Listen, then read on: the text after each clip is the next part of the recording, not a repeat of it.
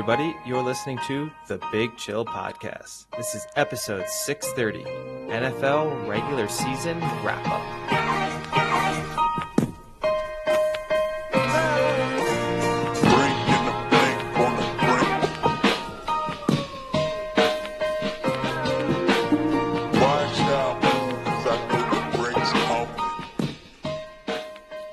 Hello, Big Chillians. Welcome back to the Big Chill Podcast. Frank joins those with Eddie. Eddie, how's it going? Yeah, things are going well. I have to admit, slightly disappointed to know that the NFL regular season is over.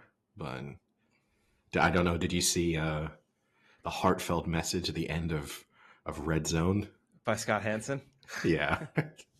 Telling you to, smile because it happened. Yeah.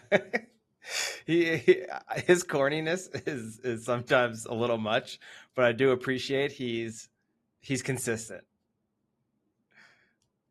Yeah, although obviously both you and I felt like that was a bad iteration. Not his fault.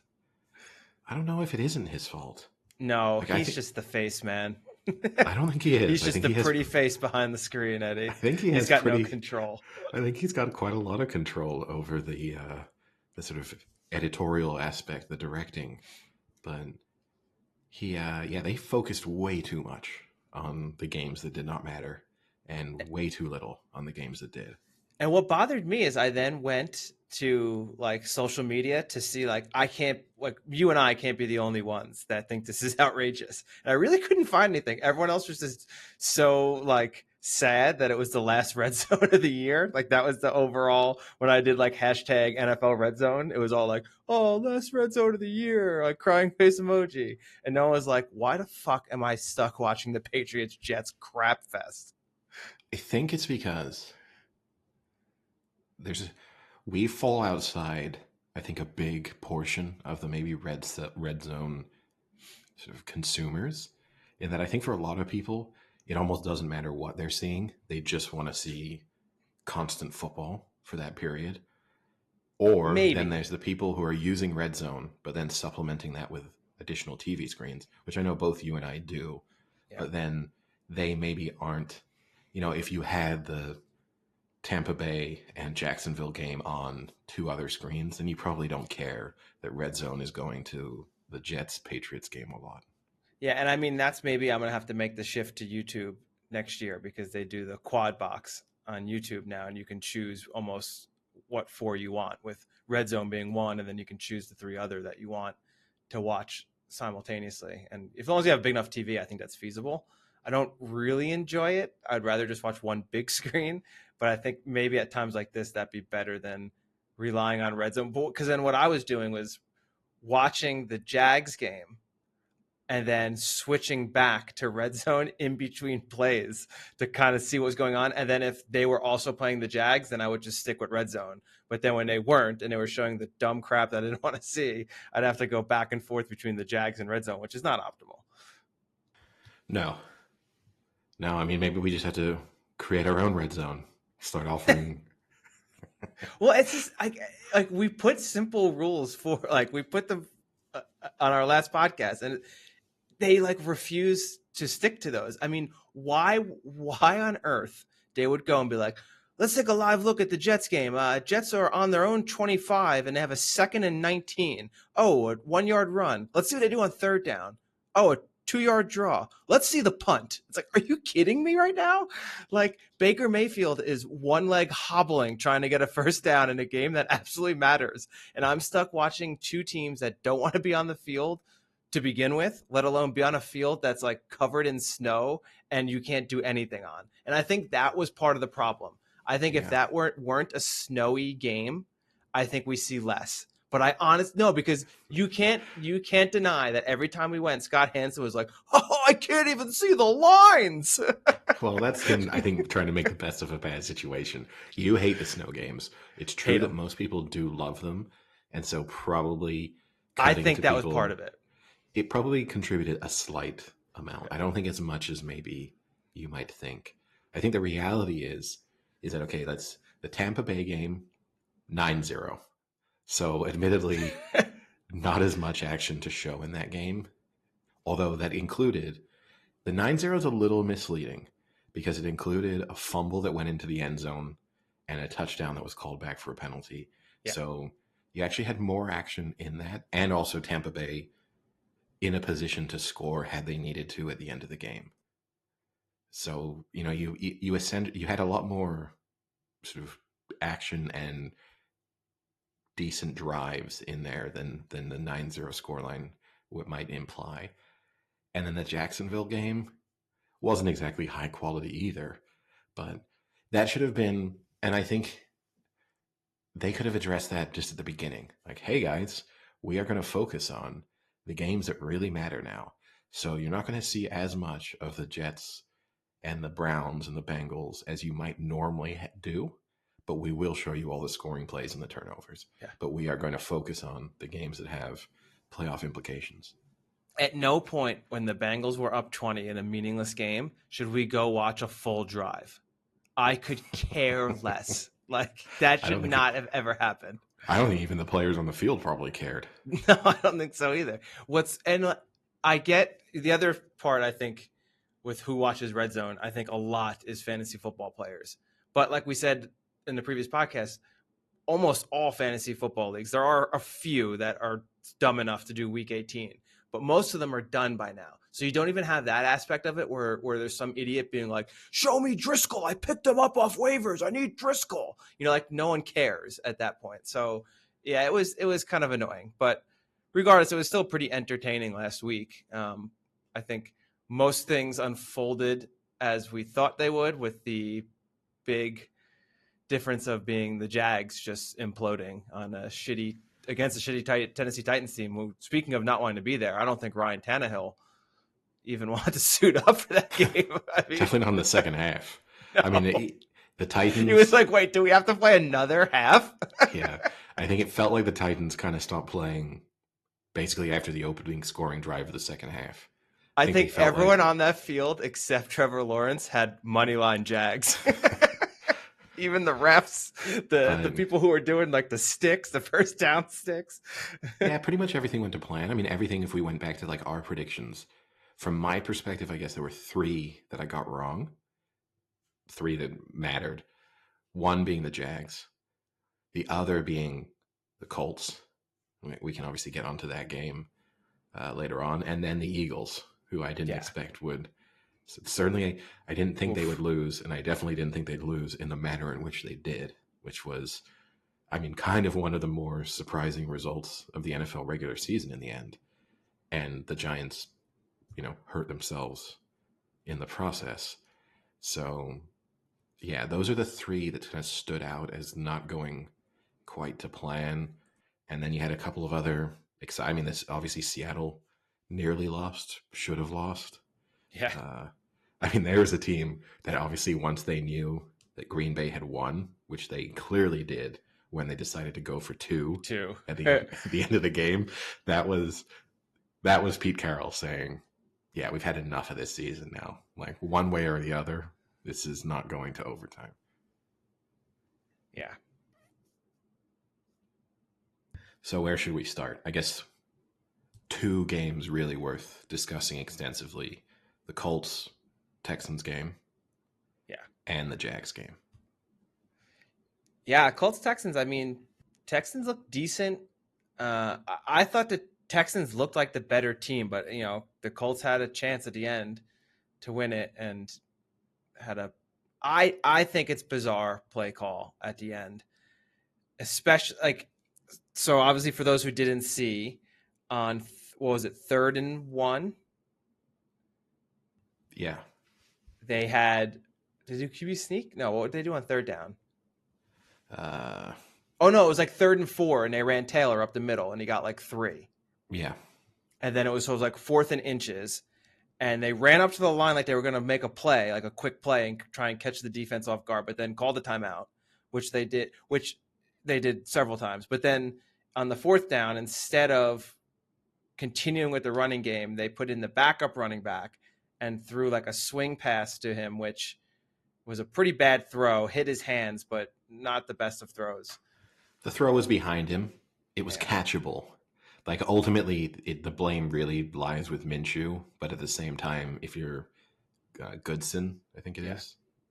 I think he's disappointed too, right? Like when you are wide open and it is within your reach, especially with the stickiness of the gloves nowadays, like whenever people drop it, we don't talk about how pretty much anything can stick to those gloves. Here we But go again with the gloves. it's true though, like, and it's hard to defend Minshew for throwing it behind him. He's not under any pressure. There No. is an edge rusher kind of coming around, so he might feel like the window to get that throw off is closing in terms of the possibility of it being deflected. But still, under no pressure, the guy is in acres of space. You should be able to hit him in stride. And not only that, not only would it have been a definite first down, he could have picked up a decent number of yards. He has blockers in front of him. I mean, there's a possibility he scores a touchdown even potentially, but certainly you're looking at them moving themselves, pretty close. So that's a disappointing end to the season for them. Ultimately, it's probably the better storyline, the Texans going into the playoffs with Stroud, like the Minshew Colts, who I think might be a more difficult team. Like I think the Browns might have struggled more with this Colts team than they will with this Texans team, because I honestly don't think we'll obviously cover our playoff prediction round, our wild card predictions next episode. But I actually don't think the Texans pose too many problems for this Browns team. It feels like a good matchup. I think the Colts would have been a worse matchup, but the Texans are the better storyline with the rookie quarterback, with the rookie head coach, pulling together a pretty incredible season for a team that we expected to be potentially the worst team in the NFL and now playing in the playoffs. It's a cool story. Yeah. Sad Traded away Deshaun Watson. Yeah, no, exactly. That's a kind of interesting. If Watson were playing, that would be a cooler story. I think it's even better that he's not playing. I honestly think that's a better storyline. Like we traded away this loser. Look, you paid him a shit ton of money and he's not even playing. Good job. I did think, I don't know if you saw the quote from Goodson post-match, post-game. One of the sadder quotes from the NFL season. He said, "I'm going to go talk to my parents. They're probably the only people that are loving me right now." I think that's... You know what? Honestly, I picked the Texans to win. At grand scheme of things, it wasn't like the biggest win or loss ever. But I'm more mad at the coaching staff because we've talked about this when we talked about the Alabama game and how they made the last play of the game was that QB draw, which actually turns out wasn't a QB draw, but was actually a run pass option that the low snap supposedly made him just run it instead of running the full play. Regardless, that's a different story. But the whole discussion there was, get the ball into your best player's hands. Jonathan Taylor had 188 yards rushing. And I don't care if he's like a slightly smaller back or whatever. You don't put in a back who had no touches the entire game, coming cold off the bench to try and make a catch or play versus giving it to your best players. Like you can't tell me that that's their best 1 yard play. Like let's take out our best playmaker, probably one of the best running backs in the league. Let's take him out. That's not our best option. Our best option is this guy. Like, I just think that's a stupid play call. Like, I would much rather lose the game by giving it to your best players and having a good play for them than trying to throw it to like your backup tight end or the other. Like, there was a few really stupid play calls yesterday. Like the one the Jags ran. Let's go one by one. Okay, but those plays just make me so angry. I kind of disagree with you because I think it's tough to be too critical of the play calling because ultimately the play call led to... No, it didn't. It didn't work. You can't say it, be critical because it didn't work because he dropped it. You know why I dropped it? Because he's the backup fucking running back. Well, okay, so we're going to change quarterbacks too? Because it's the quarterback who throws the ball slightly behind the receiver. But with those gloves, you can catch anything. But, ultimately, I think it's hard. You'd walk off that field and you'd say the play we drew up worked exactly how we wanted it to work. We got a quarterback under no pressure, throwing to a wide open receiver who was going to easily pick up the first down. And yes, Some people have said he could have run the route a little flatter, which would have made it easier for Minshew. But then you run the risk. Like sometimes we're critical of receivers because they do end up catching the ball short of the first down marker. Then the tackle gets made. Like he was at least putting himself in a position where a completed catch meant a first down. You know, I don't know. I think, but I also get what, think I think what you're saying too, though, is okay, it wasn't really his fault. The play was right, but Minshew makes a bad throw. But that kind of goes to my point more of Minshew isn't your best player on the field either. Like, why are you putting it in his hands as well? Like, I just think personally, I would have given it to the guy who dominated that game and let him try and yeah, make one more play for your team. And if they stuff him, they stuff him. And I'd rather that than have the ball in the hands of Minshew and a backup running back who hasn't made a play all game. Like that just seems too risky to me. yeah, I don't know. I mean, because ultimately, I kind of agree with you. But then when the thing that let you down is execution, and obviously we don't know how much they've practiced that play. You know, there's every possibility that that play has been in their back pocket for a significant part of the season, and that Goodson was always the person who's supposed to be running it. You can then also make the argument. I get you. You're just saying hand the ball off to Taylor, hope for the best, and probably that would have worked. But you know, if you do get stuffed, you get killed for a lack of creativity. I know we're both saying we wouldn't, but you might. You know, and if Taylor had been the player in the backfield, maybe the Texans play it differently, so you don't get a wide open running back in the flat.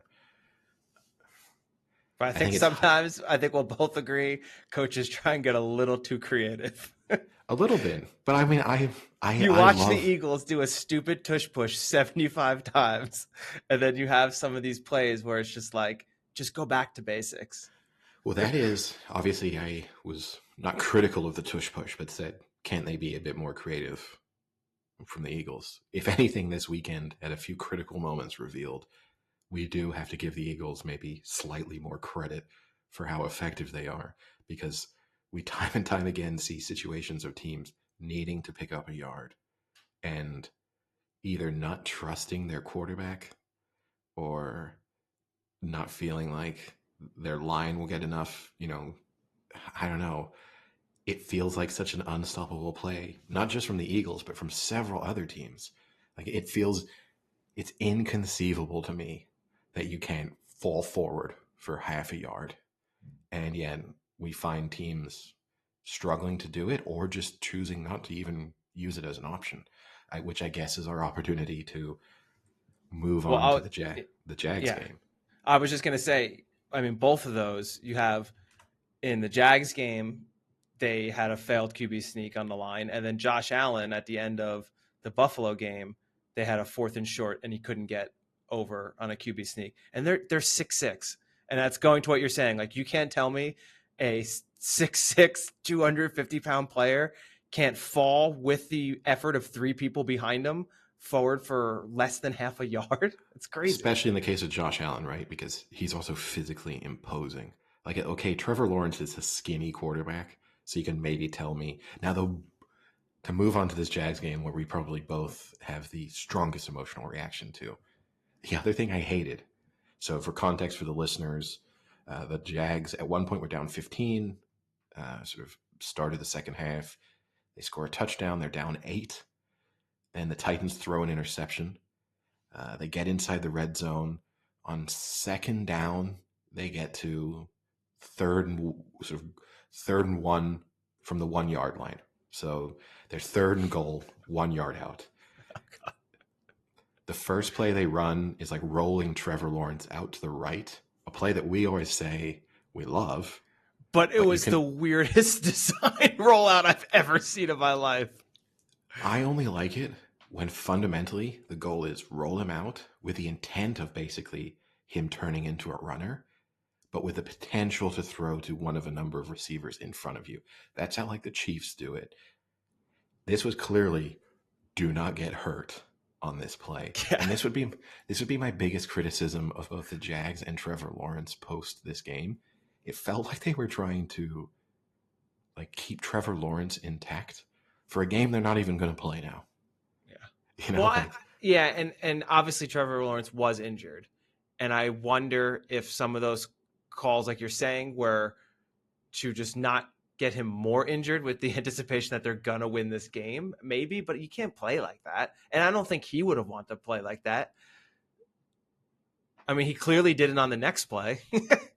No, but That's even, like one of the most dangerous things a QB could do, what he did on that play. He still kind of did, though, because it's dangerous in the sense of the turnover risk becomes high for those unaware. That's an incomplete. Then the fourth down, they decide to it's sort of a QB sneak, but in the end, it's him trying to jump over the line to sort of just briefly have the ball pass the plane.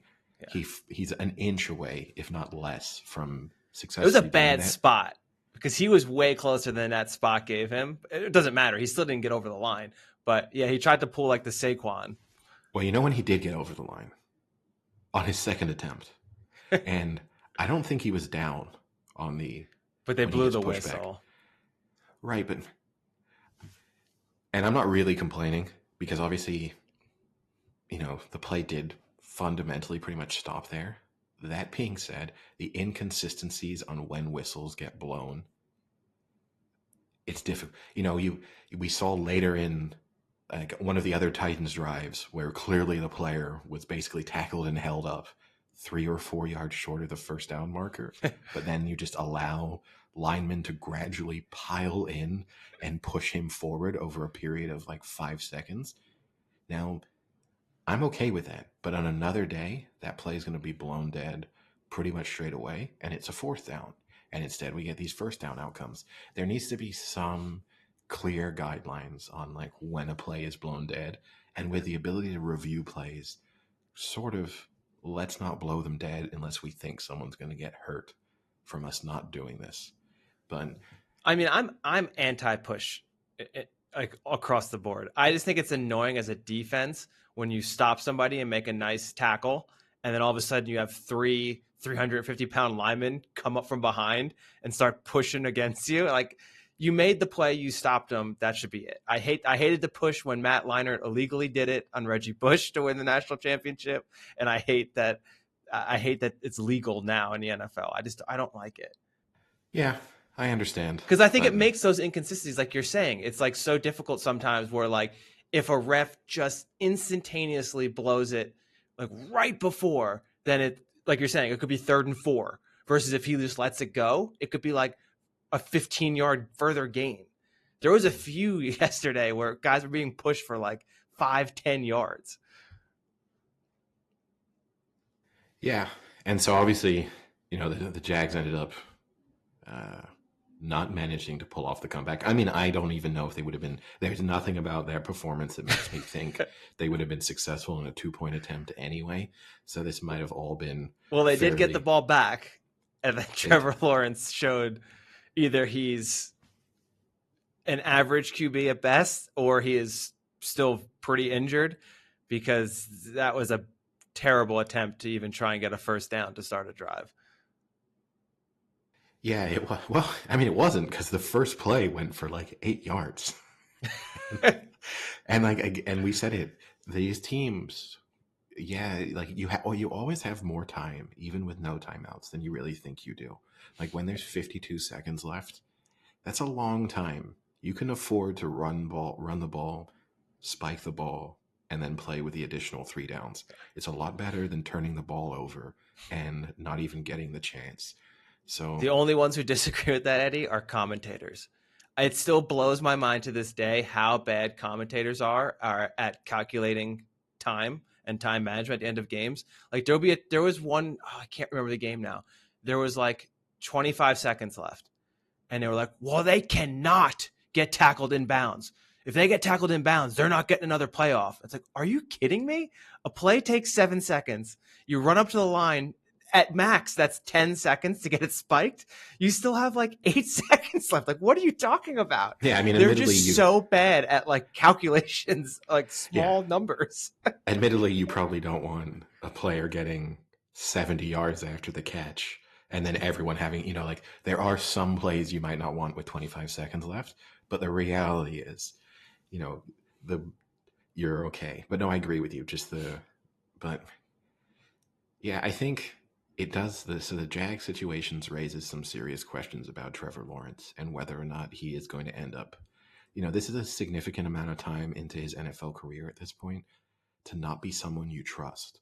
And I think that is the biggest, from my perspective. I know I've been highly critical of Trevor Lawrence over the last couple of seasons. I've been highly critical of the Jags. But, I said it to you during the sort of that group of games that are the sort of early afternoon games. I had total trust that an injured Baker Mayfield was going to win that game. Admittedly, against an easier opponent, but He still, did nothing though. what he did, what he showed me, he at least was hobbling and picking up first downs. Trevor Lawrence didn't even look like he really wanted to be there. I mean, he's got to work a little bit. He got to work a little bit on the facial expressions and he just seems sort of, oh, well, life's not too bad. I got my long hair and I got a, good bank account and I'll just walk off the field and go on an early vacation. It's not the end of the world. And maybe that's how he feels, but that's how he looks. Whereas Baker Mayfield gives you the feeling that nothing means more to him in that moment. Like he will run through a brick wall to try and get that first down. I will agree with you on that aspect for sure. Like you can't tell me on that 3rd and goal that if Baker Mayfield had been rolling out to the right and been like, every receiver's covered, that he wouldn't have just gone head down, tried to run through every single person between him and the end zone. And he wouldn't have gotten there, but God damn it, he would have tried. Probably would have got demolished, fumbled the ball, ended up being returned for a touchdown for the Titans. But I'd have at least said that guy cares. Yeah, it's I and I don't know what you do with Trevor Lawrence because it's really tough. Part of me thinks he wasn't healthy that back half of the year, where you look at the front half and he had played better, still not great, but better. But you go back to that draft class and you think, could that have been one of the worst QB draft classes in the history of the NFL? You have Trevor Lawrence, who's hands down the best one. Zach Wilson, who I don't think will be in the NFL next year.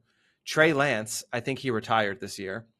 Justin Fields, who might be benched after this game, or replaced, I should say. Mac Jones, who I don't think will be in the NFL next year. Kyle Trask, Kellen Mond, and Davis Mills. Oh, and then Ian Book. Like, that is a terrible draft class for QBs. Yeah, it's not great. Admittedly, right, going into it, the feeling was that Trevor Lawrence was the can't-miss generational quarterback prospect, right?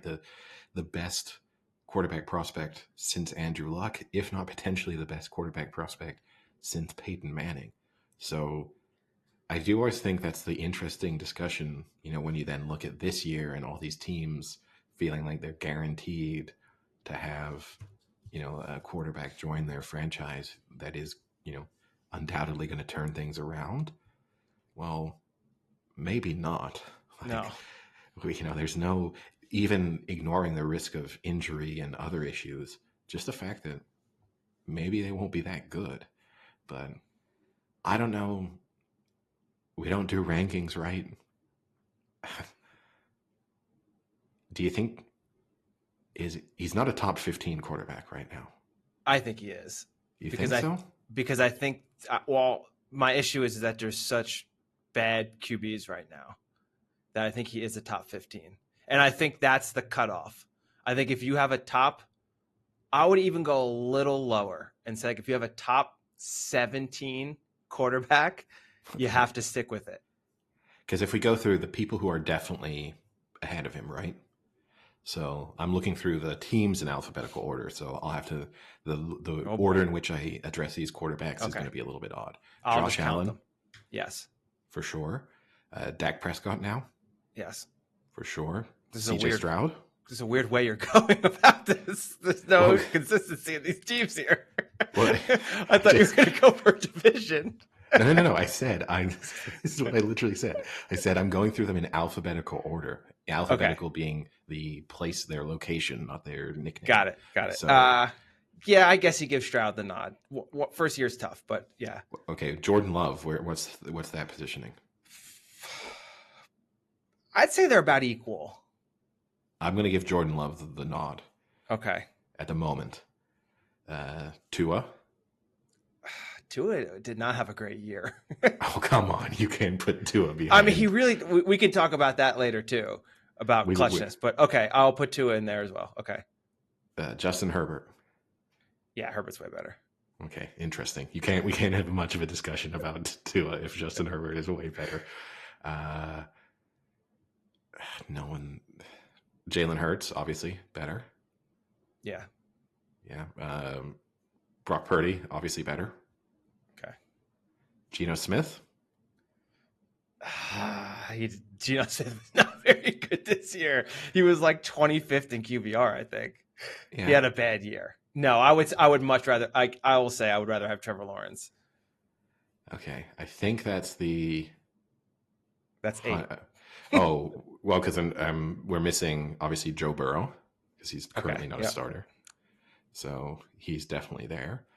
And then those I was trying to cover. Oh, and technically, because this is going off last week's starters, we also are missing Lamar Jackson. Yep. Okay. You're at 10. Yeah. So and then Daniel Jones. We start to get into the iffy. I mean, here's the thing: I can give Trevor Lawrence the edge, but I'm not saying it's a clear. I feel 100% confident, and then we start to get like Jared Goff. Probably should you be ahead of him in the list? I think Stafford would be ahead of him. Okay, I'm happy with that too. So that's Goff and Stafford. I would happily put ahead of them. And then we get into some trickier ones, like Kirk Cousins healthy, ahead of him. Yeah. Yeah. So, yeah, 13 now. Baker Mayfield. How do we? I mean, no, had a better. No, come on, no. I mean, like he's right at like the 15-ish. I think is what it would come down to. Yeah, he's in that because then you're going to get some people who like stick Joe Flacco above him. Yeah, or like Justin Fields. I mean, put it this terrible take, but I think at this point Joe Flacco is going to end up having a better career than Trevor Lawrence has now. Well, Lawrence is in what? This is year 3. That was his third year. He just finished. 3 complete years. Yeah. Yeah. I just think it's tough because, like I said, at what point do you say we need to go get another QB? Like, how bad of a QB do you have to go get another one? Like, I honestly think if you have a top 15 to 17-ish QB, you have to keep and ride with it because the options of what you could get stuck with in like it could be terrible. You know, you look at the Colts. Look at the Colts. You could be stuck with that instead. And I'd rather ride with someone who's a top 15 quarterback than what they did. Or like the Falcons, what they did. Yeah, I mean, you are picking absolute worst case scenarios. Okay, like the Saints. Yeah, I mean, you are picking absolute worst case scenarios, but I'm picking teams that didn't have a QB and decided to go elsewhere to get one, and then that's kind of what they're stuck with. But you could end up being the Browns and get Joe Flacco. Yeah, or the equivalent. You know, who's the next Joe Flacco? Probably Kirk Cousins. Yeah. Like, are the Jags better with a healthy Kirk Cousins? I'll put it this way. Oh, yeah. Kirk Cousins wins that game yesterday. And he probably wins it by 21 points. It's not even close. Because he does exactly what Kirk Cousins would have done, which is convince everyone. He's a gamer. He would have. Everyone would have gone, whoa, the Jags might be hard to handle in the playoffs. And then lose by 30 in round 1. And then it gets the classic Kirk Cousins ending 4th and 7 with him just aimlessly throwing the ball to the sidelines to like with no receiver in the vicinity, like intentional grounding as the final play of the season. But I guess my thing with Flacco, I think we might have said this on another podcast, but Do you think right now Saleh, the coach of the Jets, is sitting at home and thinks, fuck, I should have not stuck up for Zach Wilson and should have gotten Flacco like other people told me, and we could be in the playoffs right now? I mean, I think this is you have to this is regret that. this is affected by a little bit by my opinion of the Jets overall. I don't think the Jets are in the playoffs with Joe Flacco. Do you think the Jets are going to play with Aaron Rodgers? No. Wow. I think they're just not. I think they're not as good as people thought they were going to be, and I think they miss out in part too, right? Just because that division is hard. You know, like in other divisions, do they make the playoffs? Yes, but like ultimately, you kind of look back on their season and you think they got some wins they probably shouldn't have had, and okay, maybe a couple of disappointing losses, but I don't know necessarily how much Aaron Rodgers really moves the needle for them in terms of some of those wins. And so, like, do I think the Jets are suddenly beating, the Bills and the Dolphins 3 times? No. I think they're above 500 with a competent quarterback. I mean, you put a quarterback that can hit receivers with Breece Hall, that's a pretty good offense. They were 7-10, so yeah, I think it's fair to say they probably win 2 more games, 9-8, but that doesn't get them into the playoffs, right? In the AFC, or does it? But no, I mean, it wouldn't have. See, this is what I don't get. You say they're 7-9, but you don't think they make the playoffs. They still had 7 wins with 2 quarterbacks on the field that could be the worst quarterbacks to step on the field in the NFL this year. Yeah, but here's the thing: is if I gave an honest assessment of their season, like they somehow win that season opener against the Bills, where Aaron Rodgers. No one will ever know how that game was won. And I will say this: I don't think they win if Aaron Rodgers doesn't get injured. Like as stupid as it is as it sounds, so like in a sense, by giving them a healthy Aaron Rodgers season, I immediately have to take 1 win away. So it's like if I look back through their season, I think they lose to the Bills, so they're 0-1. I think they still lose to the Cowboys, they're 0-2. Okay, they lost to the Patriots, they win that one, so they're 1-2. They still lose to the Chiefs, probably. I don't know. They just lost to the Chiefs. I know, but I think they still lose to the Chiefs. So I put them at 1-3. They beat the Broncos. They did it anyway. Like, they beat the Eagles. Are we guaranteeing that they beat the Eagles next time around? Yeah, the Eagles stink. That's what we found out. At this point in time, they didn't. This is when the Eagles were probably the best team in the NFL. There was a good they lost chance. To the Falcons, right? They lost to the Raiders. They lost to the Chargers. They already lost twice to the Dolphins, so you can't reverse those. No, but I think I'm probably taking 2 of their wins away. So then you need to be giving them 4 additional wins. Chargers, Raiders, Falcons, Patriots. That's 4. And that's them 9-7. Chiefs. Okay. So it's a perfect season for them in a sense. That's 9-7 not making the playoffs. So I do get it. And it sounds weird to say. Like they're obviously a much better team with Aaron Rodgers. I just don't think they're a playoff team. But, maybe I'm wrong. We'll obviously never know. We might get to see that next season. Like, do you think the Jets are going to be a playoff team next year? Well, no, I want to clarify. I didn't say with Rodgers. I said if they had picked up Flacco when Rodgers went down. Because I think Flacco might be better than Rodgers right now.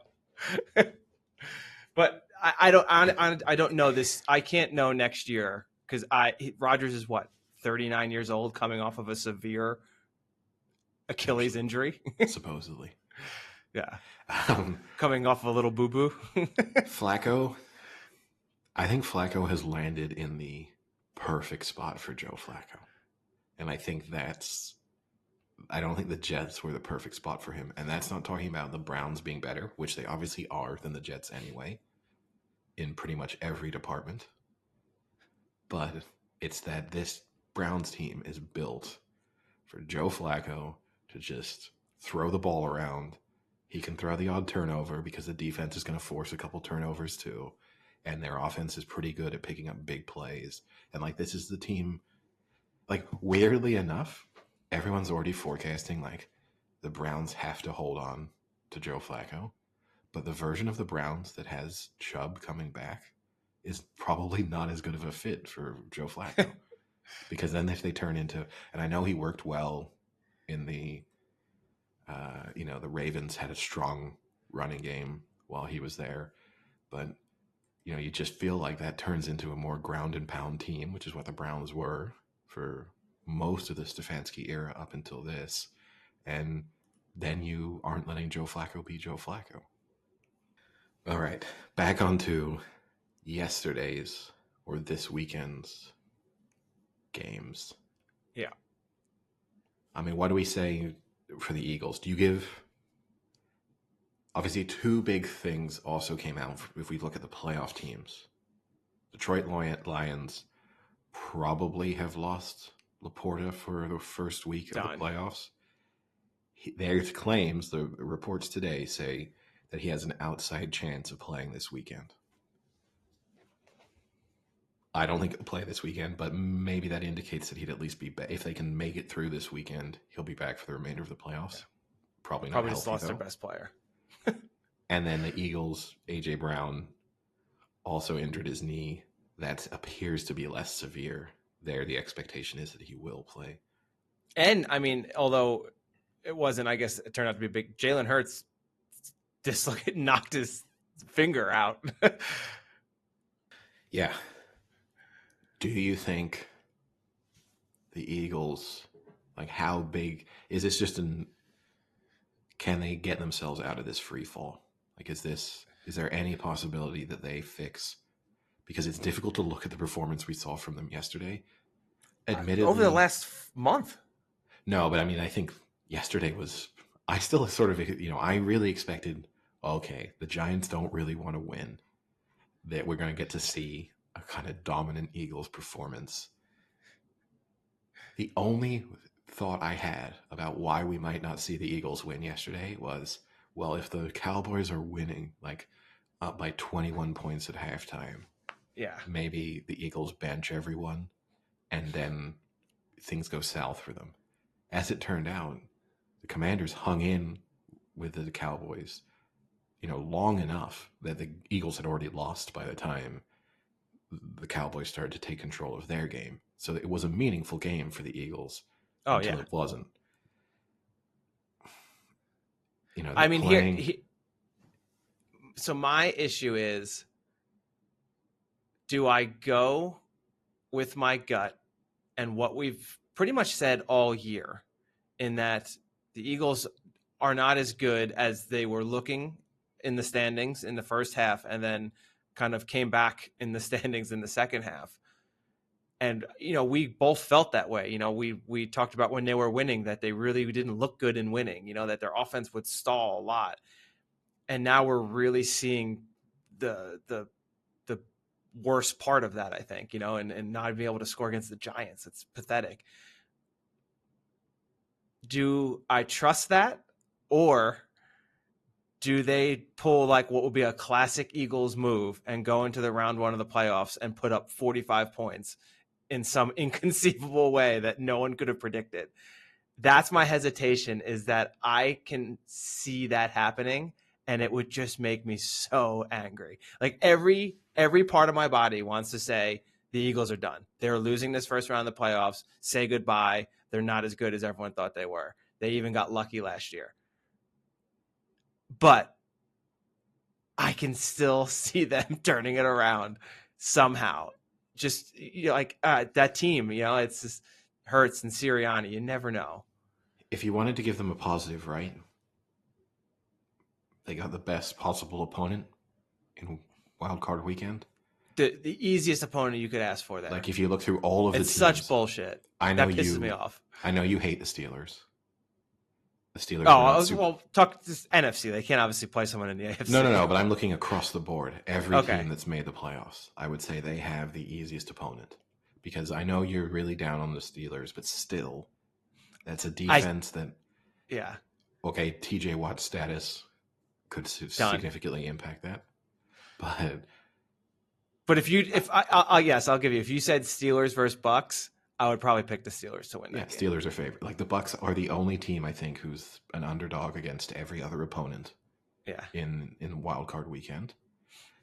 One exception, I don't know, maybe if they're home to the Texans, maybe. But Texans Bucks, that's a pick 'em.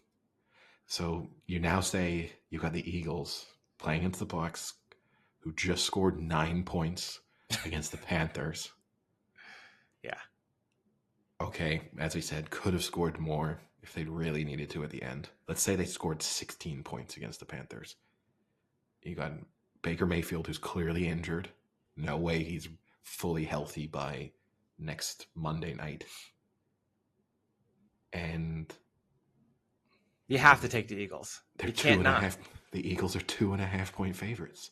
Like this, imagine if we went back to mid-October and said, wild card weekend, the Eagles are going already.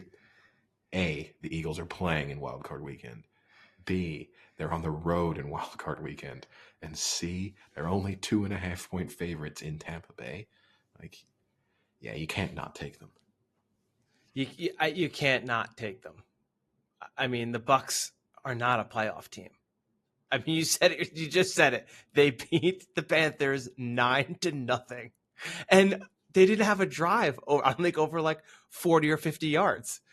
2 of the field goals were off of like turnovers. I'm pretty sure one was like a 15-yard drive and next like a 25-yard drive. They maybe had one drive over 50 yards the entire game against the Carolina Panthers. And yes, the Eagles are better than the Carolina Panthers. I'm not going to say they're not better than the Panthers. Are we sure? The Carolina Panthers, who achieved an NFL record of never having a lead in the fourth quarter of a regular season game this season. I heard that. That's crazy. Won 2 games, but both of the games they won were with field goals as time expired. Have yet to score a single point in 2024. So have played 2 complete NFL games in the 2024, yet to score a point. And have an owner throwing drinks at opposing fans. Have an owner getting fined $300,000 and not really apologizing in his letter. Oh, he definitely didn't apologize. He just said he's passionate. He didn't even say, I'm sorry, I'm passionate. He said, I'm passionate. Shit happens. It's a positive. Next time, it will be coffee. Speaking of which, completely random, on my Instagram it popped up. Some kid was at a party and threw a smoke bomb at a girl. And then the girl went to the kitchen and took a pot of boiling water and threw it on the kid. It was pretty awesome. And it was filmed. Even better. Even if it was fake, it was still great. Yeah, probably fake, but hopefully the kid, isn't sort of severely burned. But I think it was Tepper's daughter. But yeah, any other, and I guess the final game really to discuss from yesterday is the Bills-Dolphins game, which in a sense became less significant once the Jags had lost because the Bills were guaranteed a playoff spot. So it is sort of... Yeah, but I think that's kind of BS because playing in Buffalo in January is a definite home field advantage. Like, if there were any teams you could say home field advantage would matter, I think that's one of them. Maybe the Chiefs or the Patriots were any good. But of the teams in the playoffs, I think that's a big one for home field advantage. Yeah, arguably the Cowboys, right? The biggest with their 16-game home winning streak. Even if the atmosphere isn't the thing leading to it, you still at least have to say that's the team with the real home field advantage right now. Yeah, I guess the Bills would have, had they lost, would have then would have gone to Arrowhead and played the Chiefs the way the Dolphins are. It would have been, Would have been Chiefs, Bills. If that's the case, I'm kind of disappointed because that does deny us the rematch. Whatever iteration of the rematch this would now be. And if you're the Bills, are you maybe a little bit disappointed that you don't have the chance to now go to Kansas City and kind of end this? I don't think it's a dynasty because they didn't win. I think you got to win 3 to be a dynasty. Okay. But kind of put the final nail in the coffin of the Mahomes Reed. Well, I wouldn't say put the final nail. I mean, they did just win the Super Bowl last year. Right. But So even if they have one bad year, they still made the playoffs, still won their division. yeah, but they're a team trending in the wrong direction. It's hard to imagine. I honestly can't imagine how they get significantly better in the next year or two. Okay, they've got Mahomes, but they're losing. Like Kelsey is definitely not lasting that much longer. They don't have a lot of other positives in terms of offensive weapons. So unless either a trade falls One into good their draft. lap, they're going to draft incredibly well, Well, we'll see. which they haven't done in a while. So Yeah, we'll see. But I mean, they have two young receivers who, a lot of receivers do a lot better usually in their second and third year. So they'll have Sky Moore and they have Rice that will all be a year older in the system. So maybe they'll be a little better. But yeah, I don't know. It's to me that game, that Bills game, is like a snippet of the Bills season, where like they come out, they look pretty good, then they look like absolute shit, then they regroup in the second half and come out and like slightly look good, and then just turn it on, and get the ball at the end and pretty much win that game.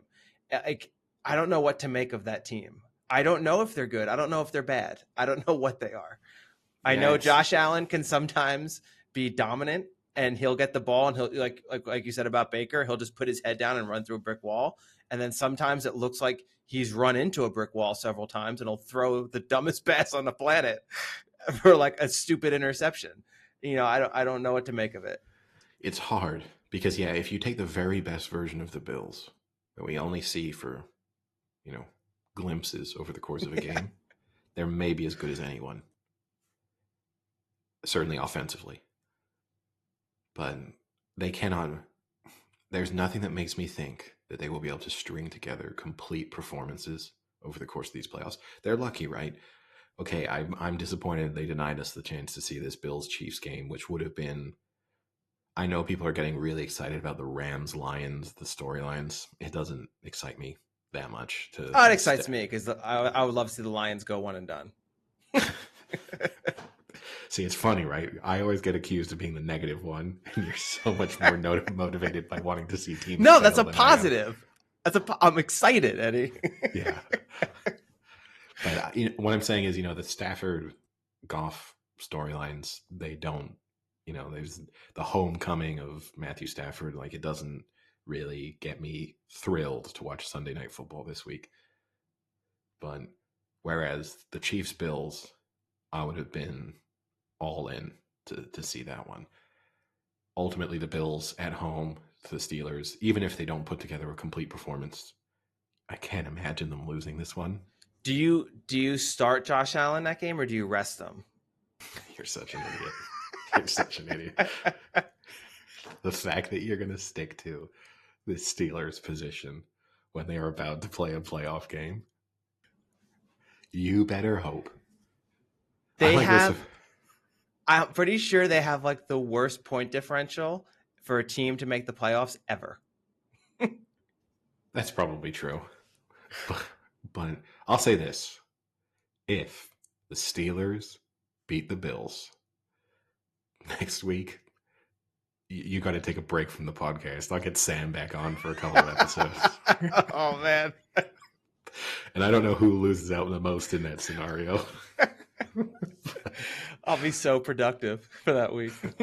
But I think, I can't imagine them losing. They're obviously the heaviest favorites of any team. What are they? 23-point favorites? 9.5-point favorites, which I'm actually surprised it's not higher. I know 9.5 points in a playoff game is a lot, but we have seen wildcard weekends with double-digit favorites in recent years. I am surprised not to see them at like the 11, 12-point mark. Yeah. Because realistically, I'm not as negative about this Steelers team as you are, but one of the Steelers' strengths is not scoring a lot of points. And this is one of their worst matchups, like a Bills team that can score a lot of points really quickly. Like you could tell me at halftime, it's like, whoa, Bills only up 10-7 at halftime. And then end of the third quarter, it could be 31-7. Like, so it feels like for the Steelers, this is not the team they would have hoped to play. Had they, we reverse the Eagles scenario. If they had been able to hand pick their opponent, it obviously would not have been the Bills. Yeah, I mean, I'm not worried. I'm worried about Buffalo in the playoffs, but not against the Steelers. They don't have much. You're right. They're not going to be able to score. There's no way. All right, we can official that every element of the Duca curse has now been thrown onto the Bills. So everyone go out and put all the money you have on the Pittsburgh Steelers to win this game. Maybe even take the Steelers minus 9.5. Who knows what's going to happen this weekend? Steelers over 35 points. Yeah. I guess maybe the final talking point from yesterday's set of games. Well, two. I guess there's two. I think also getting back to the Bills before we yeah. leave that one. I mean, you saw Tua with a chance to win the game there and threw possibly one of the worst interceptions of the weekend. No, I mean, no one beats Trevor Lawrence literally throwing it straight to a cornerback when he had a wide open wide receiver 3 yards Tua away. that was kind of the same thing. This one was the Trevor Lawrence one was the worst interception. Although Josh Allen's to Eli Apple was pretty bad too in the end zone. Eli Apple was like almost dropped it because he couldn't believe that the ball was getting thrown right to him. He was so out of position. I mean, also let's not ignore the fact that the Bills also may have used up their luck for the season when one of their scoring plays includes Josh Allen throwing the ball into the helmet of a lineman and then awesome. Ballooning 25 yards into the air and being caught at the back of the end zone. I did like the cut to the sidelines to just see the stunned looks on the faces of everyone on the Dolphins sidelines and the thrilled looks on the faces on the side of the Bills. Yeah, I did like to see McDaniels not understand what had happened there. But you're gonna say, do you trust Tua? Is Tua good? Well, I'll even go further. Do you trust the Dolphins? Are the Dolphins good? I think the thing with the Dolphins, I've never been I've always said, I think this Dolphins team is like good at beating bad teams, but not good enough to beat good teams. And my opinion of that hasn't really changed. And then you throw in all of the injuries that they have. Like they are the team, not from the Eagles are limping into the playoffs from a form perspective, and the Dolphins are limping into the playoffs from an actual health standpoint.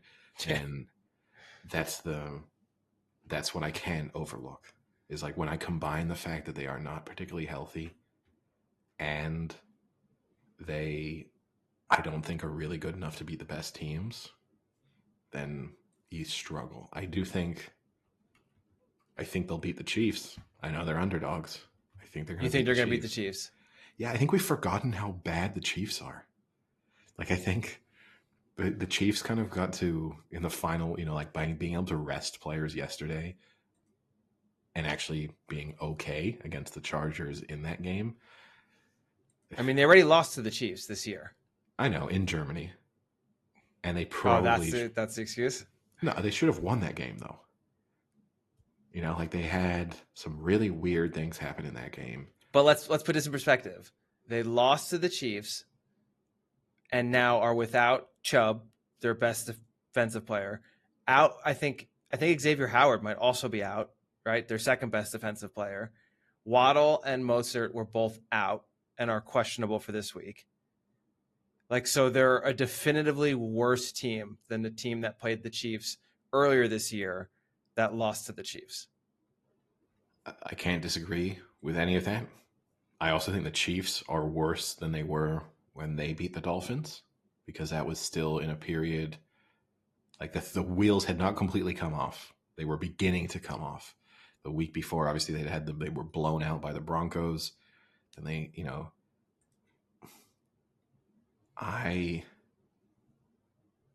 this is a Chiefs team. Obviously, we can ignore, but they sort of barely beat the Bengals a couple of weeks ago in a game that they did need to win. They lost to the Raiders before that at Christmas, in a game that actually, the Raiders kind of dominated. You know, like this. I think because of their ability to rest players yesterday, we've forgotten. I don't know if the healthy Chiefs. I don't know if the starters with the Chiefs necessarily beat that Chargers team yesterday. Oh God. Like, I think we're forgetting how bad they are. Am expecting the Dolphins to beat them. I'm expecting the Dolphins. Okay, Mostert's out, but I think we can kind of treat McDaniel in a little bit the Shanahan mentality. They're going to get someone who can just run the ball. Well, like they have A-Chain, but they'll be okay. And I just think they'll run all over the Chiefs, and we're going to watch Patrick Mahomes looking confused and annoyed in the backfield, sort of twisting his head from side to side with his weird-looking helmet on his head, wondering why receivers aren't wide open, and pointing at officials to throw flags that don't deserve to be thrown. Yeah. That's the only it's the only upset I'm picking. Obviously, no spoilers. Picking the Dolphins over the Chiefs. Yeah, that's the only upset I'm looking at this that I expect to see this weekend, which makes me feel good because there's always an upset on Wild Card Weekend. So if you're just going chalk, you're probably going to be wrong. But anyway, we'll get to that when the time comes. 2 final mini talking points maybe from yesterday's games. Possibility that was Bill Belichick's last game in charge of the New England Patriots. Seems more and more as if that was the case. Do you think that was part of the other reason? They kept making that for that red zone thing, like every time, like, oh, look at Belichick on this. Could be the last time on the sidelines. He looks cold. Like, all right, shut up. Yeah, maybe. But they weren't doing, like they weren't. Maybe. It's not like Scott Hansen will be like, thank God we showed more of those highlights. Yeah. Like, is your other point about Derrick Henry similar to Bill Belichick? No, but we can obviously mention that Derrick Henry. Did you see that they gave him a microphone at the end of the game and he like addressed the crowd? Yeah, no, he's definitely leaving. No, he's for sure leaving, but I think that's a unique. I've never seen that before. When a player is like, "I'm not coming back to this team. Give me the mic. Let me say thank you right now," which I actually appreciate more than like putting up a stupid Instagram post like 4 weeks later. Be like, "Thank you, fans. Really appreciate you." Like he genuinely seemed like sincere about it, and I thought that was kind of nice. No, in his post-game press conference too, he took the time to like thank people who work in the kitchen, people who are the equipment managers and stuff, and named them, which, okay, I expect most NFL players know their names, but it's still to be able to stand there and like recall all of those names in the moment is still a sign of someone who actually genuinely cares and made the point. It's like the Jameis Winston thing, remember? Yeah, like made the point, that shows that, he was saying those are the people who also contribute to my ability to go out and do my best work on a Sunday. He's seemingly a very nice person. It will be interesting. Yeah. I hope for him that he now gets to go to a contender. But and then the other talking point I had was obviously Arthur Smith was fired from the Falcons, and I think we can't not talk about Arthur Smith losing his mind at the end of that Falcons-Saints game after Jamal Williams scored a touchdown with the sort of final play, when it appeared that the Saints were just going to be in victory formation. And then here's the thing is, so my thoughts. Running up the score to me is not a thing. I don't think it was insulting of them to run a play and score the touchdown. I do have a couple of issues though, if I'm going to be critical of the Saints. One, to make it look as if you're just going to kneel and then run a play. That's kind of shitty. That I will say, like, that kind of leans more into the don't try and rub it in with something tricky. That's not cool. So I can kind of get that being annoying. And the reason for why they had to do it is that Jamal Williams hadn't scored a touchdown this season. So like he really needed one. Yeah. If they'd said he led the league last year in touchdowns. Yeah, I know. But he needed one this year. If you told me there was like a financial incentive, like a bonus that he was trying to get, I 100% on board. But it seemed like a stupid reason. Yeah. Now, yes, I have to say though, it's a tough take for Dennis Allen, who's the coach of the Saints, because now from every which way it's been said that he called for victory formation and called it in and told them. And then in fact, Jameis Winston had said, "Can we run a play?" And he said, "No, I said victory formation, do victory formation." And then Jameis Winston still went out and called the play, which is amazing.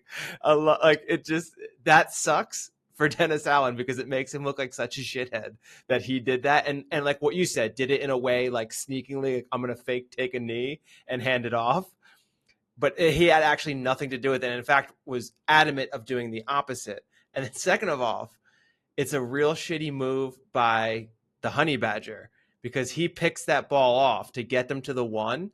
But instead of just running in for the, I don't know if you saw the play, he like clearly could have run in for a touchdown, but started like running sideways and almost like half taunting, half stopping. Like, I don't know what he was doing.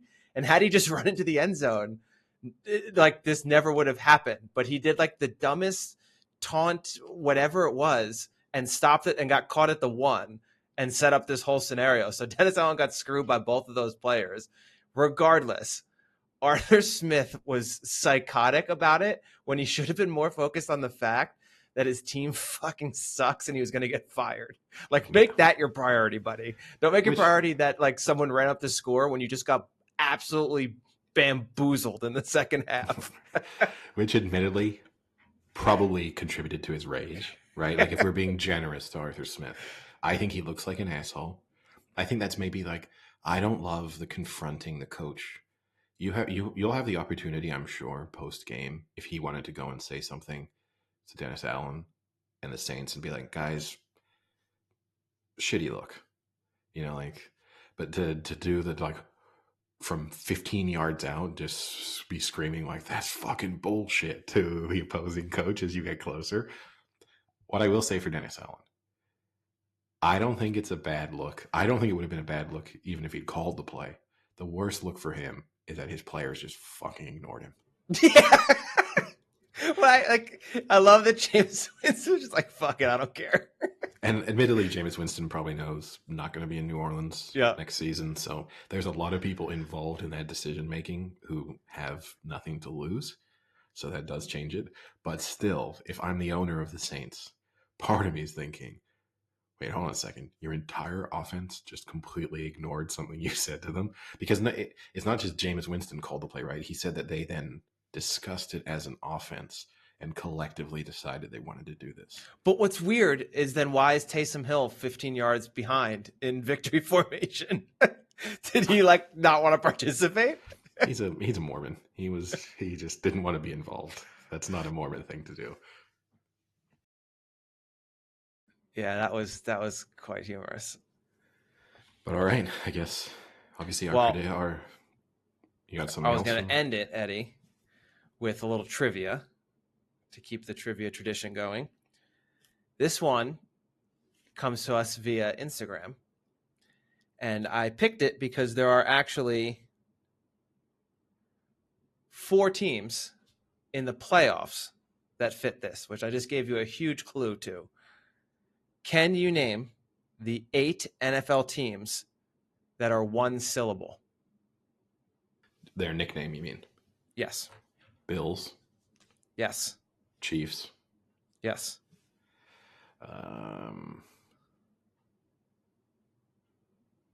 Rams. Yep. Lions. Nope. Lions. Oh, yeah, that's 2 syllables. Browns. Yep. So that's the playoff. You got the playoff teams. Now it gets harder because now I got to think of the teams that won't be playing. Jets. Yep.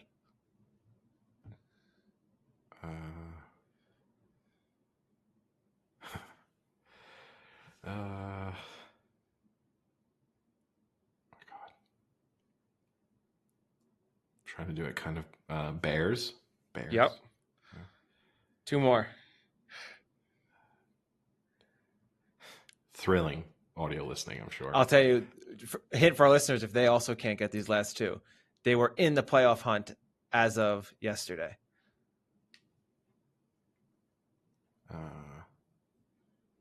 Saints. Saints. Yep. Yeah, one syllable. It's that thing where you're like trying to be like, am I sure it's one? Saints. Yeah. How do I say Saints? Lost for a playoff spot. Colts. Colts. Yep. Nice. Not sure if you got it under a minute, but we'll give it to you. Close. With editing, I did. Yeah, with editing, you got it in 10 seconds.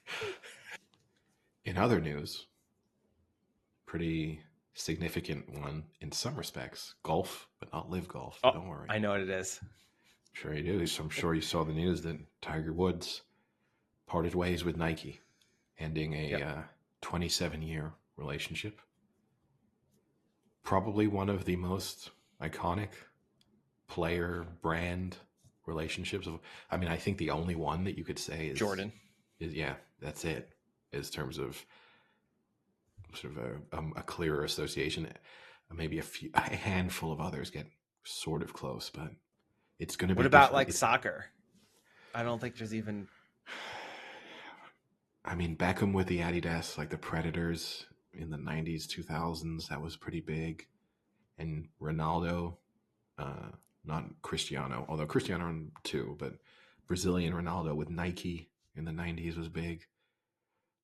It's hard, obviously, for me to think about it from before my lifetime, but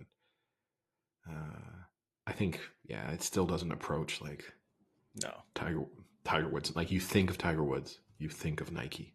You think of Nike, for as big as they are, you think of Tiger Woods. And like, it's going to be weird to see him in whatever else he ends up wearing. Like, that's going to be a strange change. Yeah. I mean, I assume he's just going to make his own clothing brand like Brady did. You'd think so. Although a lot of times, even when they do that, I mean, he already had his own like Tiger Woods stuff. Yeah, the Tiger Woods Nike one, though. Yeah. You'd still think there's a good chance that he maybe ends up somewhere else. But maybe. With a clear... He's been wearing FootJoys for a while. I guess. Roger Federer was pretty iconic.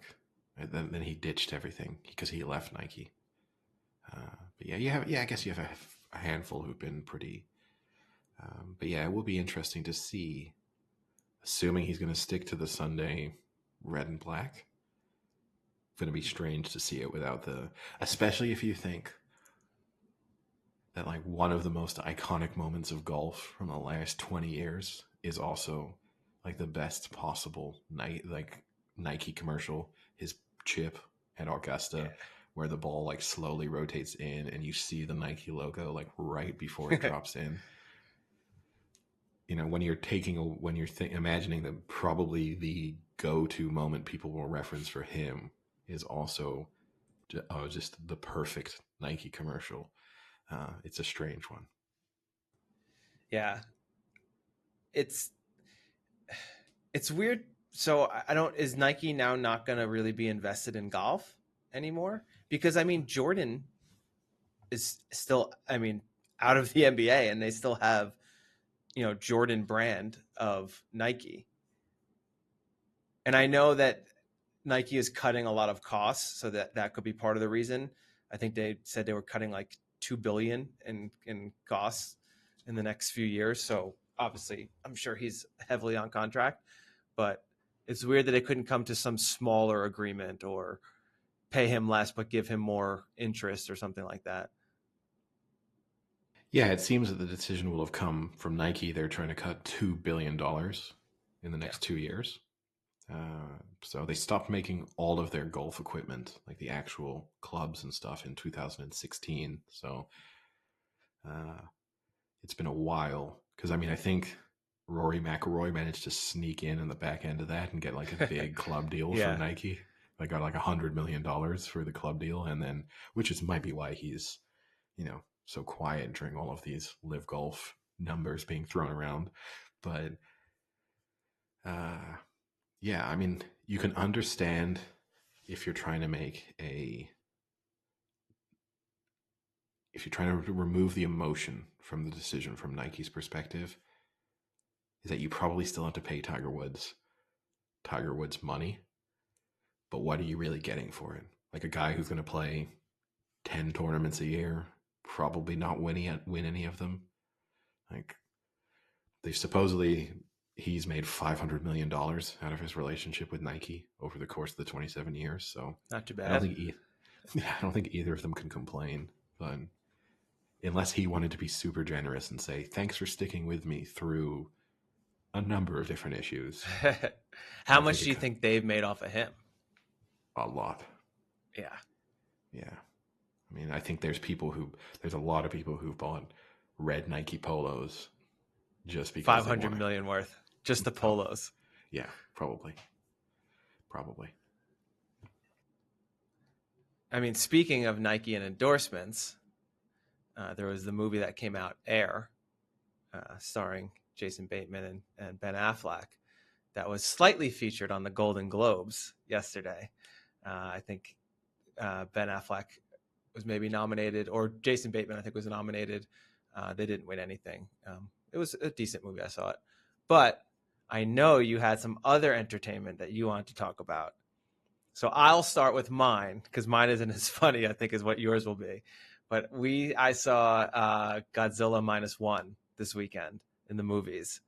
It was really good.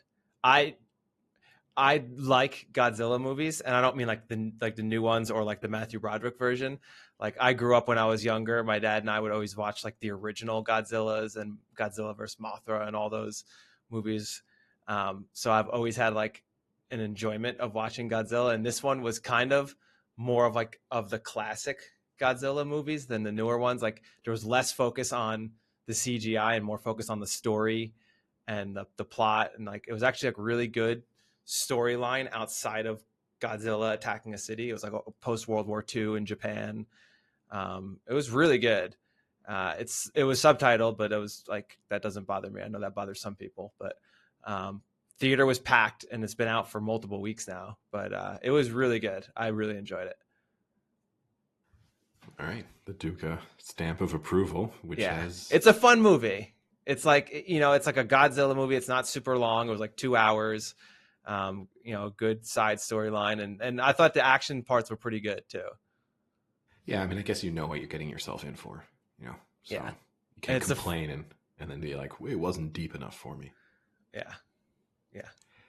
But yes, I completed Hijack, the Apple TV miniseries starring Idris Elba, which you said you've watched a couple months ago. I'm not sure exactly when it came out. I mean, it's not. I watched it when old. It first came out. I want to say it probably came out early summer. Yeah, like July maybe. It was enjoyable enough to watch. Yeah, it's only 7 episodes, so you can get through it pretty quickly.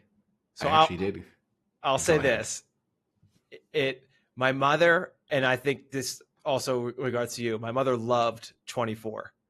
And I said to her, this is like kind of a version of 24 in the air, where like the plot is slightly ridiculous and ludicrous when you like take like a broader view of what the hell's going on. But it kind of has that pace and that intensity that it just kind of keeps you, all right, yeah, let's see what happens. All right, yeah, let's see what happens. Oh my God, are they going to get out of this? And it's enjoyable. But when you really think about it, it's like quite insanely dumb. But you enjoy it. Yeah, so there's obviously going to be a few spoilers here for anyone who... I don't think it's really going to ruin too much for you, because I mean, we don't have to talk about the ending or anything of that so much, but the premise is that a plane flying from Dubai to London is hijacked, and you don't know why. For a significant portion of the TV show, you don't know exactly why they've chosen to hijack this plane. Now, I actually think the concept, what bothers me more, I enjoyed the show in parts. Enormously successful, by the way. Yeah. I actually think they had a decent premise, and then the ridiculousness that comes into it at times ruins actually what is kind of a cool concept behind it. My biggest issue, 2 big things. One, I kept waiting. So Idris Elba obviously becomes a central figure. He's on the flight. He's befriending and negotiating with the hostage takers. I think I know what one of your things is going to be. Is it that Idris Elba was going to have some other backstory? Yes. He's just like a company negotiator. He, yeah, I kept waiting for like I'm a former hostage negotiator. I was in No, the it wasn't special. hostage. No, I know. I'm Oh, saying I I was see what you're waiting saying. Yeah. for. Okay. I was waiting for like I was in the military, and they kind of kept hinting at that in a sense, in ways, and then it never came about. No. And It turns I, out he's just a mediator for large company takeovers. yeah, he's a closer for mergers and acquisitions. Yeah. Which the part I couldn't help but laugh at was when his ex-wife is then dating a detective and who and then her son is there, and when the first kind of story starts to break about he's raised some concern that the flight's been taken, hijacked, the detective says to the wife, what exactly is it that your husband does? And she says, it's hard to explain. And then and then and then this and then it's I can't remember a word for, but it's like he's really good at what he does. He's the only person that can do it. And then he's like, what is it that he does? He comes in to close deals at the end of mergers and acquisitions, but he's really good at what he does. And then it's like, what does he do? And then the son just goes, he's a negotiator. And it's such an anticlimax to the point where I joked in watching it, I want people to start speaking about me in that way, because you could just have this tense buildup to be like, what is it that Eddie does? And it's hard to explain, but he's really good at what he does. What is it he does? Well, he sometimes talks on the internet and he tries to explain things to people, but he's really good. What is it he does? He's a podcaster. That's great. And yeah, I was waiting for some understanding of what these specialist skills he was going to tap into, and it just never came. Well, I wonder. So, yeah, I thought the same thing the entire time, and I think almost everyone does. And I think it's either one of three things. One, they do it purposely just to kind of mess with you and make you think more of it. Two, they maybe did have something else kind of written in there, but then kind of ended up cutting it because it made it even more ridiculous and crazy and you couldn't understand it. Or three, they put it in their back pocket for like a season 2 where you actually find out he is special at what he does. And it's not just mergers and acquisitions. Yeah, it's one of those three. I'm leaning towards one. I'm leaning towards three. I'm leaning towards one because they said that it was originally they had said it was a one and done. Like they had no plans to ever make a second, but then it became so successful that they keep going back to them and like, well, can you think of something else? And they're just like, well, what do you want us to do here? Like, and then, is it him getting caught again now, like on a train? Like he's just riding a train and he gets caught in a hijack situation. Like, what do you do now? And then the other big criticism, without any spoilers, is the fact that all of the like systems and protocols and policies that government services and security services undoubtedly have in place for these types of situations just fall apart in this TV show, to the extent where you have like a air traffic controller saying, no, this is my plane. Yeah. I'm handling this. Or that his random ex-wife, who's just seemingly a cop, is now like in charge, or is like one of the people involved, and then she can just get her new detective boyfriend to like be the head cop running the show. Like that doesn't even make sense. No. It's more insane than that. He's just seemingly a normal detective, and he calls his ex-wife or ex-girlfriend, who obviously more senior, more involved in the sort of. Oh, I'm getting it confused. I'm sorry. Yeah. I'm thinking of her. So he calls her to ask for a favor. Sorry, her. And then she seemingly is the person now who's in charge of like everything. Which, okay, we can maybe believe that. But then maybe when she needs to research the people on the plane, she sent him the list too.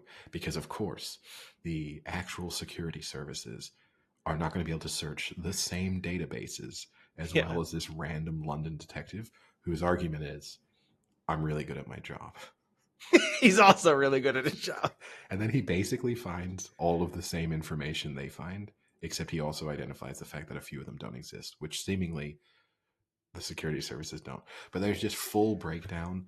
Like, But for example, wait. I got what I want to do. This is a spoiler, so if you are planning on watching it, you might want to skip this. The request of what ends up being the hijack scenario is that they want to let these guys out of jail, these severe, brutal criminals that they took years to get, just release them out of jail. And they're like, there's no way we're going to do that. And they're like, yeah, then we're going to crash this plane. It's like, it doesn't matter. There's no way. Like, no, but we're really going to do it. And then it's like, oh shit, let these guys out. because they kill one person. Yeah. They kill Shit, one person. let these guys out. And then more importantly, they're like, don't follow them. In the age of technology we live in. And they're like, and not only do they follow them in a line of 3 black cars where they're like, keep a safe distance. You're on a small country road. They can clearly see you. It's insane. In the age of like espionage where like you can put you can get cameras from satellites to be able to pinpoint what someone's holding in their hand. But then eventually they go, fuck, that didn't work. Get the drone. Why didn't you use the drone in the first place? That's what I mean. Like things like that. Like, why didn't you have a drone, 7 drones on them the whole time? Why wasn't the drone the go-to plan? Yeah. But then I love, but they outsmarted that drone. They went to the woods. Yeah. And then they couldn't have the drones at like each parts by the woods to see where they eventually come out. It's ridiculous. But and then the final point on the breakdown thing. So all this hijacking starts to come to life.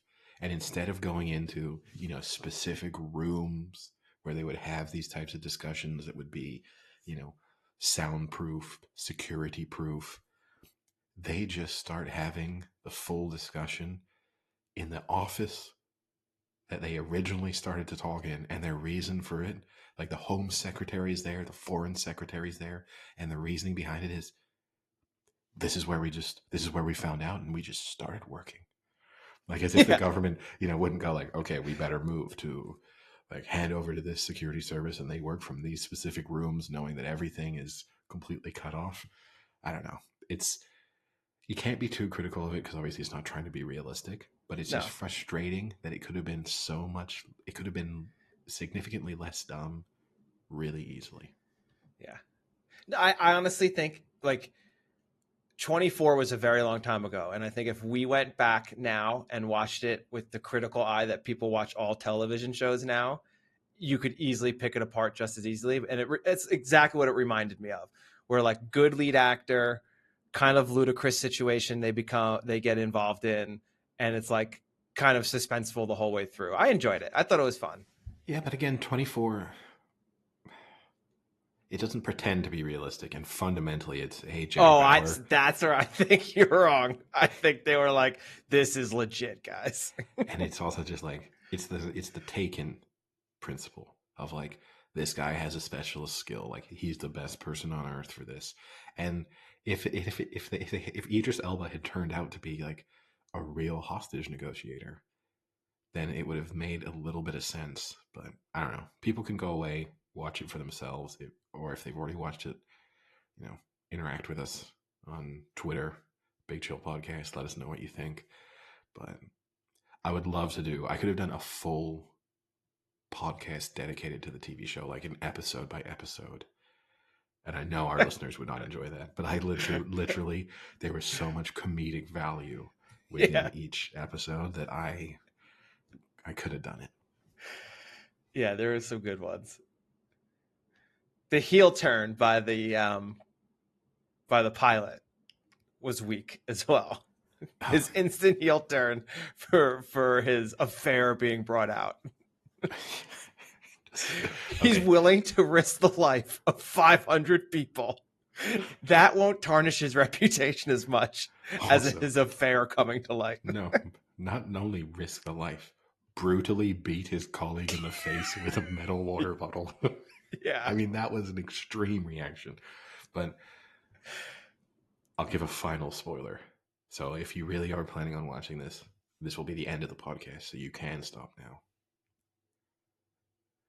nice turn with the woman who ends up not being part of them taking over the plane. What I do love is Idris Elba. The way he talks his way into that cockpit is being like, they're going to kill your daughter anyway. Which is probably a fair point. Probably true. But then when they land, he's like, you better go see about your daughter.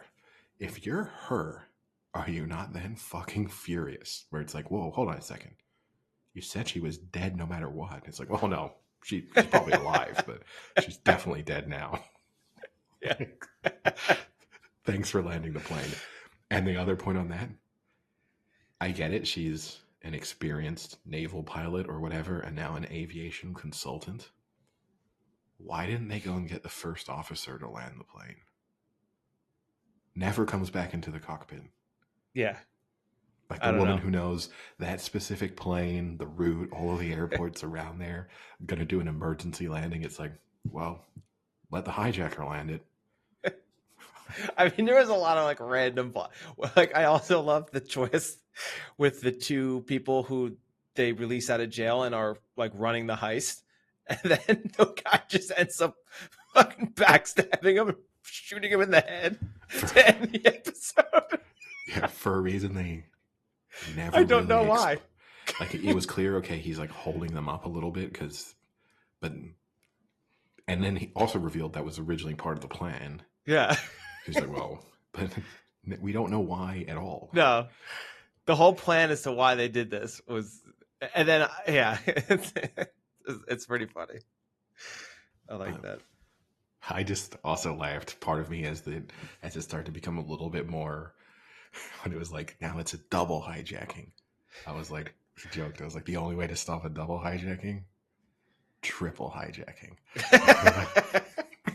Just liked if like it had turned out there were like 150 hijackers on board, all of whom had their like individual motivation for trying to hijack the plane. So you're like, phew, we've wrestled back control of the plane. Oh fuck, now these other guys have hijacked us. Why do these guys want it?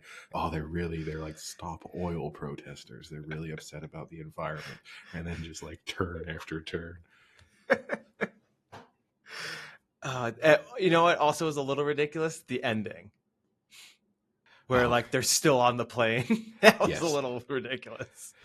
Yeah, because yes, again, I think the security service come onto the plane. They don't let you walk off it, probably. No. And Idris Elba just being like, sorry guys, I forgot something. Yeah. And they're like, no worries, man. Go take your time. Wasn't just a major hostage situation and not a plane that could, okay, there's no fuel, so fire is less of a risk, but you know, who knows? Maybe they rigged it up with explosives. Yes. They brought guns on. Cool, man. What'd you need? That necklace? Oh, you better get that. Yeah. We won't get that for you later. Yeah. That's the other thing too, right? Like, what does he think's going to happen to the plane? He's going to get their luggage eventually. Well, not based on how that day was going. Why did you watch that, by the way? Just kind of running out of things to watch, and it was like suggested, you know, so it just got thrown into and then because it was 7 episodes, you kind of burn through it pretty quickly. You know, like if you watch back-to-back episodes, you do that a couple of times and you're like, well, it's over. Done.